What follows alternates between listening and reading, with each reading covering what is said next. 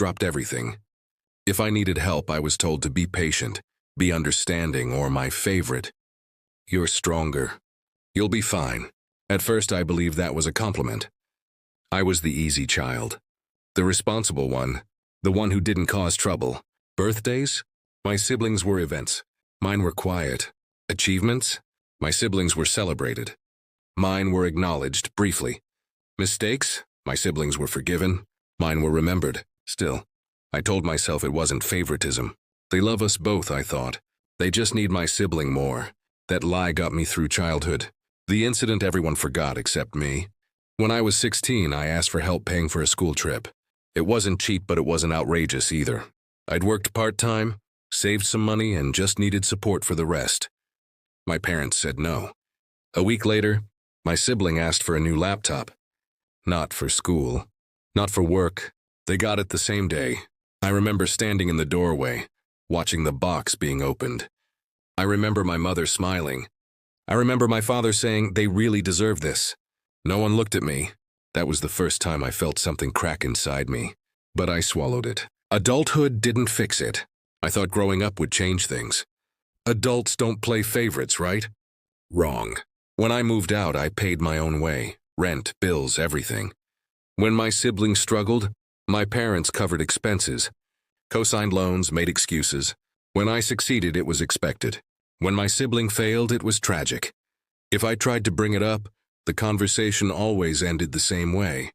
"Why are you being so sensitive? You're imagining things. We treat you both the same." Gaslighting doesn't always come from malice. Sometimes it comes from denial. The day everything came back, it was supposed to be a simple family dinner. No drama, no tension. Just food, small talk, pretending. Halfway through the meal, my sibling announced they were in financial trouble. Again. Rent overdue. Credit maxed out. Poor decisions stacked on poor decisions. My parents didn't hesitate. "We'll help," my dad said immediately. "Of course we will," my mom added. Then my mom turned to me. "You can help too, right?" Something inside me froze, because 3 months earlier, I had asked for help after a medical expense nearly wiped out my savings. They told me, "We can't right now." The moment I finally snapped, I didn't raise my voice. I didn't slam the table. I just asked one question. "Why is there always money for them, but never for me?" Silence. My mom sighed. My dad looked annoyed. And then my mom said the sentence that broke everything. "You don't need us like they do." That's when I realized the truth. I never did. Not because I didn't deserve support, but because they decided long ago that I was the one who could be neglected without consequences. And in that moment, something inside me finally snapped. When I stopped being the easy one. After my mother said, "You don't need us like they do," the table went quiet. No one reached for their fork. No one laughed. Even my sibling avoided eye contact. That sentence kept echoing in my head. "You don't need us." I realized then how often those words had guided their choices. How they had quietly justified every imbalance. Every dismissal, every time I was pushed aside. I took a slow breath and said something I had never said out loud before. "I needed you plenty of times. You just decided not to see it." My father shifted in his chair, already defensive. My mother frowned like I'd just insulted her. "That's not fair," she said. "We've always been there for you." I almost laughed. The invisible ledger. I started listing things, calmly, carefully. The time I paid my own tuition while they covered my siblings' expenses. The emergency I handled alone because they were too stressed. The move I did by myself because my sibling needed help that weekend. I wasn't accusing. I was recounting. But the more I spoke, the more uncomfortable they became. My father cut me off. "You're keeping score." That's when I finally understood something important. They weren't uncomfortable because I was wrong. They were uncomfortable because I was accurate. The rules were different for me. My sibling finally spoke. "I didn't ask for all this." And maybe they hadn't. But they never refused it either. I looked at them and realized they had grown up in a completely different family than I had. Same house, same parents, entirely different rules. They were allowed to fail. I was expected to endure. They were protected. I was prepared. My mother leaned forward, her voice sharper now. "You've always been independent. We thought that's what you wanted." That hurt more than I expected. because independence was never my choice. It was assigned, the guilt card. Then came the guilt. My mother's eyes filled with tears. My father crossed his arms.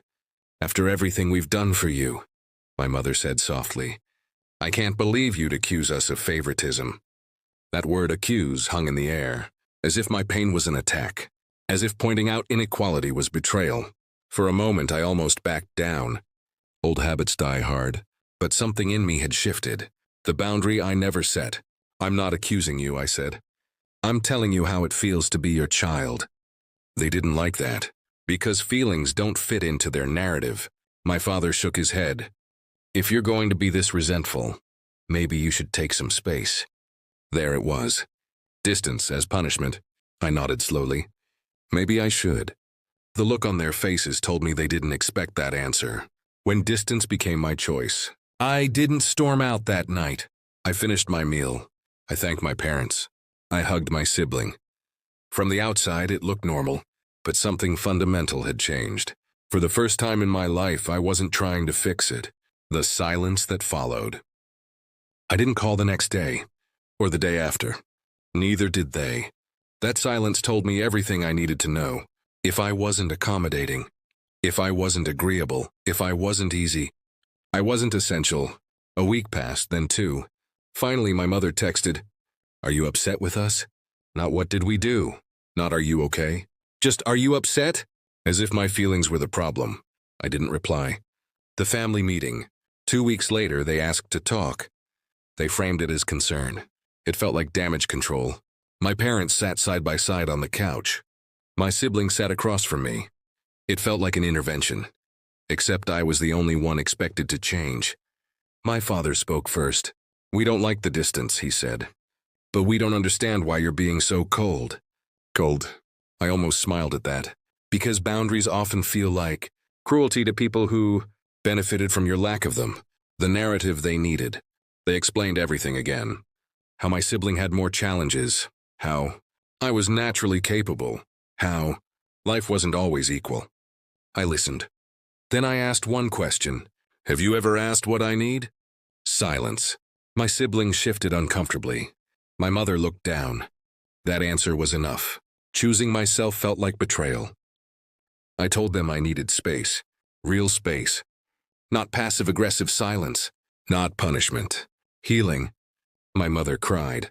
My father looked disappointed. My sibling looked confused. They all said the same thing in different ways. "This isn't who you are."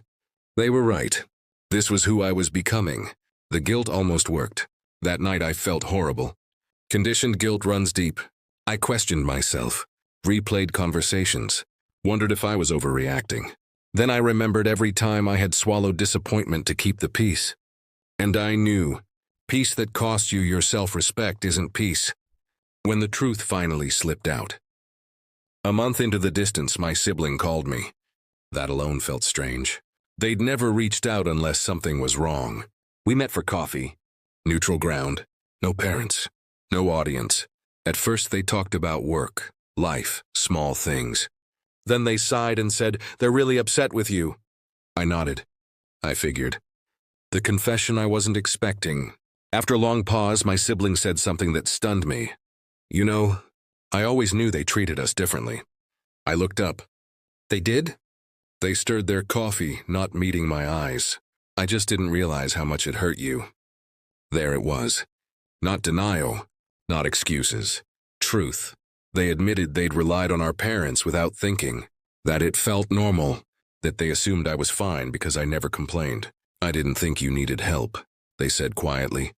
I didn't get angry, because that belief had been taught by our parents. What they said next changed everything. "They keep saying you're being dramatic," my sibling continued. "But I don't think you are." I felt something loosen in my chest. Validation doesn't fix the past, but it makes the present survivable. The parents' breaking point. A few days later, my parents called again. This time, their tone was different, sharper. They said the distance was tearing the family apart, that holidays were awkward, that people were asking questions. Notice what wasn't mentioned: my feelings. This wasn't about reconciliation. It was about control. The boundary they didn't respect. I told them I wasn't ready to go back to how things were. my father snapped. So what, are you punishing us now? That question revealed everything. To them, boundaries were punishment. To me, they were survival. The day I stopped explaining myself. The final conversation didn't happen in person. It happened over the phone, which somehow made it harder and easier at the same time. My mother called first. Her voice was tight, controlled. "We don't understand why you're doing this," she said. "We raised you better than this." That sentence used to crush me. This time it didn't. The last attempt to rewrite the story. They wanted a version of events where no one was wrong. No one had favorites. And I was simply misinterpreting things. I realized something then. They didn't want honesty. They wanted absolution. And I couldn't give them that anymore. "I'm not asking you to agree with me," I said. "I'm asking you to respect my experience." My father scoffed. "We gave you everything." I finally said what I had never allowed myself to think. "You gave me responsibility, not support." Silence. The question that ended it. My mother spoke softly. "So what do you want from us?" I took a deep breath. "I want you to stop expecting me to carry what you won't." They didn't understand. Or maybe they did, and just couldn't accept it. Either way, I was done explaining, walking away without slamming the door. I didn't cut them off completely. I didn't scream. I didn't threaten. I simply stepped back. No financial help, no emotional labor, no rescuing. For the first time in my life, I let consequences exist. And that terrified them. What I felt after. Relief didn't come immediately. First came grief. Grief for the parents I wished I had. Grief for the child who learned too early how to be strong. But beneath the grief was something new. Peace. Choosing myself was the real beginning. Months passed. Not weeks, not days. Months of limited contact, short conversations. No emotional labor, and something unexpected happened. The world didn't fall apart. What changed first? I slept better. The constant knot in my chest loosened. The anxiety I'd carried for years, quiet but relentless, began to fade. For the first time, I wasn't waiting for approval that never came. I was living. My parents' realization. Slowly, the tone shifted. My mother stopped guilt-tripping. My father stopped demanding explanations. They began asking neutral questions, then careful ones. It wasn't an apology, but it was awareness. When I stopped absorbing the imbalance, it became visible. My sibling and me. My relationship with my sibling changed too. Not magically. Not perfectly. But honestly, they stopped assuming I'd always be okay. Stopped taking my support for granted. And for the first time, we met as equals. The lesson I wish I'd learned earlier. Being the strong one doesn't mean you don't deserve care. Being independent doesn't mean you don't get to ask for help. And setting boundaries doesn't make you selfish. It makes you whole. The final truth. My parents didn't choose my sibling over me one last time. They did it many times. What changed wasn't them. It was me. I finally chose myself. And that choice, quiet, firm, unapologetic, was the beginning of a life that actually felt like mine. The end.